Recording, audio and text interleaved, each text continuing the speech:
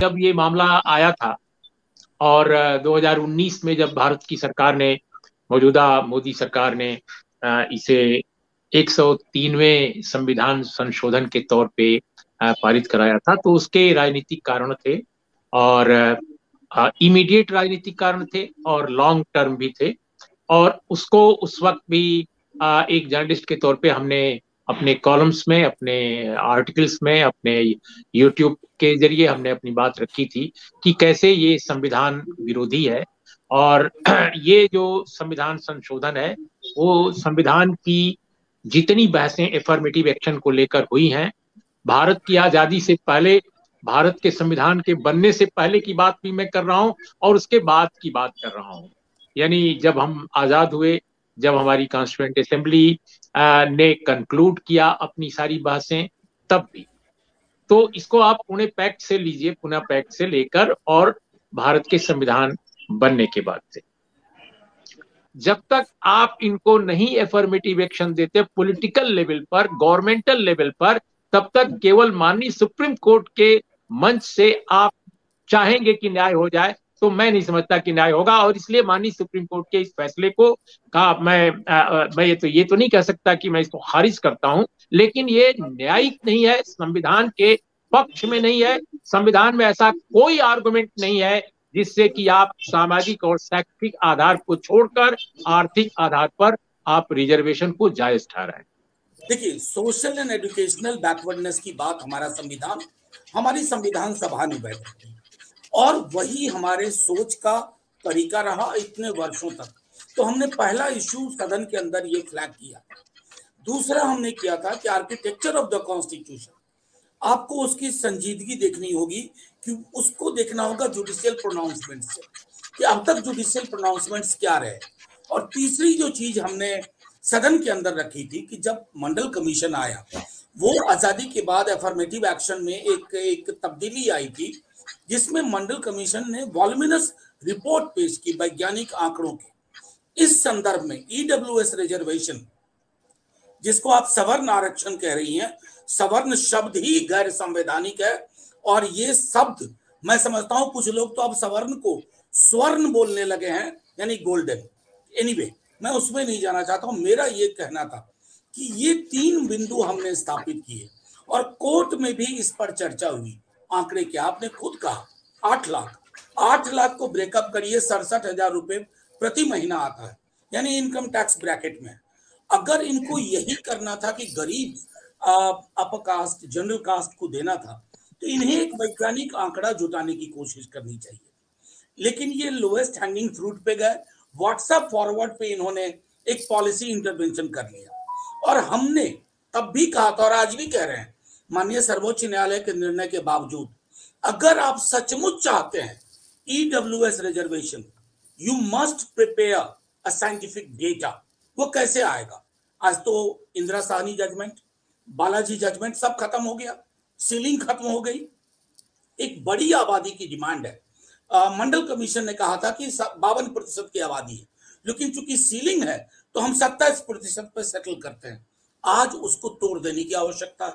अगर आप भागीदारी सुनिश्चित करना चाहते हैं, अगर आप प्रतिनिधित्व सुनिश्चित करना चाहते हैं, और सरकार को फौरी तौर पर कास्ट बेस्ड सेंसस करना चाहिए ताकि ये पता तो चले कि मिथक से इतर यथार्थ क्या है, कौन कहां खड़ा है, 8 लाख वाले कौन है और बीपीएल में कौन है। और अंत में मैं एक बात कह करके खत्म करूंगा कि सरकार अगर कास्ट बेस्ड सेंसस नहीं कर रही है, इसका मतलब आपकी मंशा स्पष्ट नहीं है। आप सामाजिक न्याय का विस्तारीकरण नहीं चाहते हैं, उसकी डिपेंडिंग नहीं चाहते हैं। और आज के दिन में इस देश की सबसे बड़ी जरूरत यही है। आपने एक बात किया था, कही थी कि सैलाब आ जाएगा। इस सैलाब के आने की जरूरत है। सैलाब इसलिए भी आना चाहिए मांगों का, क्योंकि जो लोग ये कह रहे हैं कि आप ब्रॉडन करिए सामाजिक न्याय को, वो लोग हैं जिनका प्रतिनिधित्व आज भी महत्वपूर्ण संस्थानों और संस्थाओं में सुनिश्चित नहीं हो पाया है, ब्लॉकेड हैं। मुझे जो कहना था मैंने पार्लियामेंट के अंदर कहा था और उसे कोट भी किया गया। कई लोगों ने जो दलील का हिस्सा है उन्होंने डीएमके और आरजेडी की पोजीशन को कोट किया। मैं आज भी कायम हूं जो आपत्तियां मैंने दर्ज की थी, मैं एक भी चीज रिट्रैक्ट नहीं कर रहा हूं। ये स्प्लिट वर्डिक्ट है और हर स्प्लिट वर्डिक्ट में संभावनाएं, पॉसिबिलिटीज ऑफ इंटरप्रिटेशन और पॉसिबिलिटीज ऑफ इंटरवेंशन बनी रहती है। मैं चाहता हूं कि अब अगर ये स्प्लिट वर्डिक्ट के बाद ये मेजॉरिटी जजमेंट है, स्प्लिट के बावजूद हम चाहते हैं कि सीलिंग जब खत्म हुई, अब आप कास्ट बेस्ड सेंसस करिए विद अर्जेंसी एंड इमीडिएसी। और जिन घरों के में चिराग अभी तक नहीं, जिसको आप खारिज करते आ रहे हैं, जिसको कभी मंदिर मस्जिद हिंदुस्तान पाकिस्तान के नाम पर मौलिक मुद्दों से भटका रहे हैं, आज आवश्यकता है कि उनका प्रतिनिधित्व सुनिश्चित करने के लिए आप कास्ट बेस्ड सेंसस करिए। और ये 50% की सीलिंग खत्म हुई है, आबादी के अनुरूप आप आरक्षण यानी कि प्रतिनिधित्व सुनिश्चित करें। ये स्पष्ट करना होगा मेरी पार्टी में अगर किसी, सबसे बड़ी महत्वपूर्ण बात है कि मेरी पार्टी, हम लोगों ने कंसिस्टेंट पोजीशन लिया और हमारे पोजीशन के इर्द गिर्द बहस भी हुई जुडिशियरी में। हम रिट्रैक्ट नहीं कर रहे हैं, हम तो सिर्फ ये कह रहे हैं कि सरकार के पास अवसर है कोर्स करेक्शन का। अगर आप अगर सचमुच इसका दायरा बढ़ा रहे हैं तो सबसे पहले आप जातिगत जनगणना पर अग्री करिए और इसका दायरा बढ़ाइए। बाकी जो चीजें हमने कॉन्स्टिट्यूशनल आर्किटेक्चर के बारे में कही, मैं आज भी कायम हूं। जुडिशियल प्रोनाउंसमेंट्स के बारे में कही, मैं आज भी कायम हूं, मेरा दल कायम है। और तीसरी चीज जो तब हमने कही थी, किसी भी अफर्मेटिव एक्शन को इंट्रोड्यूस करने के लिए आपके पास वैज्ञानिक आंकड़े होने चाहिए। वैज्ञानिक आंकड़ों के बगैर अगर आप कोई कहीं इंटरवेंशन करते हैं, आपकी नीयत और नीति दोनों कलुषित है। मैं एक छोटा उदाहरण दूं। अक्सर मित्र लोग जो मीडिया में हैं और जो कुछ थोड़ा साहित्यिक ढंग से विषमता पे बात करते हैं, वो ये कहते हैं गरीबी की कोई जाति नहीं होती। लेकिन अगर आप टेस्टिमोनियल्स पढ़िए, मैन्युस्क्रिप्ट पढ़िए, एंथोलॉजीज पढ़िए, मोनोग्राफ्स पढ़िए, तो आपको पता चलेगा कि गरीबी की जाति होती है। और ऐसा नहीं होता ना, जो कास्ट पिरामिड है उसमें आप ऊपर से नीचे आते हैं तो गरीबी बढ़ती है, नीचे से ऊपर जाते हैं तो गरीबी घटती है। तो जाहिर तौर पर जाति और गरीबी का ताल्लुक, और अगर इसको हम नहीं समझते, जो 1000-2000 साल की पीड़ा को, जाहिर है ये देश थोड़ा बदला भी है, यहाँ पर तथ्य पे बातचीत नहीं होती है, पोस्ट ट्रुथ पे बातचीत होती है। मेरा सिर्फ आपके माध्यम से, आपके चैनल के माध्यम से ये कहना कि कई दफा जो इंस्टीट्यूशंस जो हमारी जिंदगी को प्रभावित करने वाले फैसले लेते हैं, चाहे जुडिशरी हो, चाहे मीडिया हो या टॉप ऑफिसेस हो, वहां भी अभी तक एक व्यापक भागीदारी नहीं हुई ओबीसी की, एससी की, एसटी की। जो लोग, वो जो कहते हैं ना बापू का प्रेयर, वैष्णव जन तो तेने कहिए पीर पढ़ाई जाने रे। तो जो पीर को समझने कि जिनकी क्षमता नहीं है, उनसे कई दफा हम बेहतर उम्मीद नहीं कर सकते। लेकिन मेरा मानना है कि आज का दिन ऐतिहासिक इस संदर्भ में भी है। इस दिन के बाद हमको लगता है कि हम सबको बैठ करके सोचना होगा कि जो चीज कॉन्स्टिट्यूएंट असेंबली ने नहीं सोचा, जो चीज संविधान के बनने के बाद हमारे नेताओं और जुडिशियल प्रोनाउंसमेंट नहीं सोचा, प्रोनाउंसमेंट्स में नहीं सोचा गया, आज अगर उस चीज पर चिंतन हो रहा तो उस चिंतन से हम अपने लिए एक वैकल्पिक धारा निकालें। अपने लिए का मतलब मेरी पार्टी के लिए, एक जो 80% की आबादी है इस देश की, क्या उसके हिसाब से भी निर्णय होंगे या नहीं होंगे? देखिए, 145-46 साल पहले हमारे देश की स्वाधीनता की लड़ाई में एक बहुत महत्वपूर्ण व्यक्ति थे, बहुत इंटेलेक्चुअली बहुत मजबूत और साउंड व्यक्ति, उनका नाम था दादा भाई नौरोजी। और दादा भाई नौरोजी ने मैं उनको एक बार कहीं देख रहा था, उनकी आर्टिकल्स, तो उनका एक वो था, लंबा उनका वक्तव्य था। उसमें मैंने पढ़ा था कि उन्होंने कहा कि भारत की जो मिजरी है, भारत की जो पीड़ा है, और भारत की जो विषमता है, भारत की जो गरीबी और दरिद्रता है, उसका मूल कारण ये है कि एक तो हमारा समाज बहुत असमानता मूलक है, सामाजिक और आर्थिक हर स्तर पर।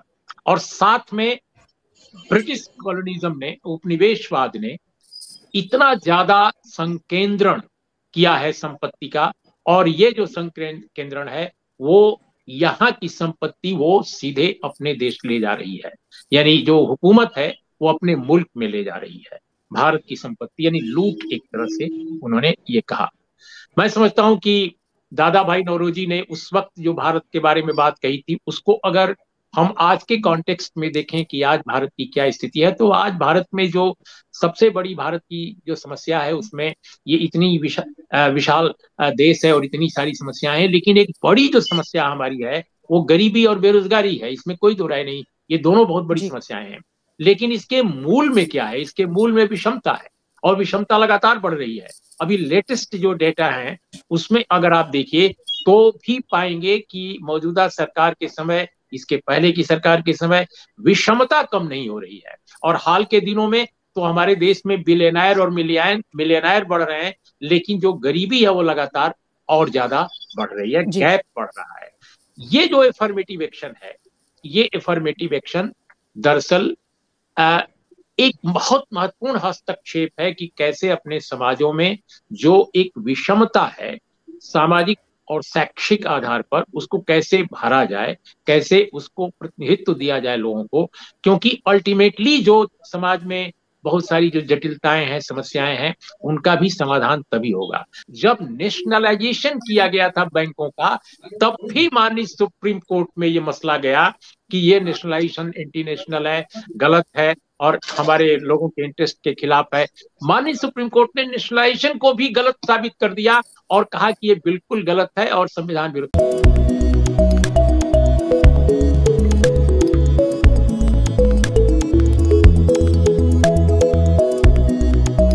माननीय सुप्रीम कोर्ट ने इस बात को पूरी तरह अनदेखी किया है इस अपने फैसले में, और ये फैसला जो हुआ है, मैं इस पर आश्चर्यचकित नहीं हूं, क्योंकि भारत के इतिहास में अगर आप देखिए, जब से कोई भी स्वतंत्र भारत की सरकार कोई एफर्मेटिव एक्शन का कदम बढ़ाती है, कोई सोशलिस्ट समाजवादी ढंग का डिसीजन लेती है, समाज के पक्ष में कोई फैसला लेती है आर्थिक सामाजिक रूप से, तो सुप्रीम कोर्ट से ज्यादातर मामलों में न्याय नहीं मिला है।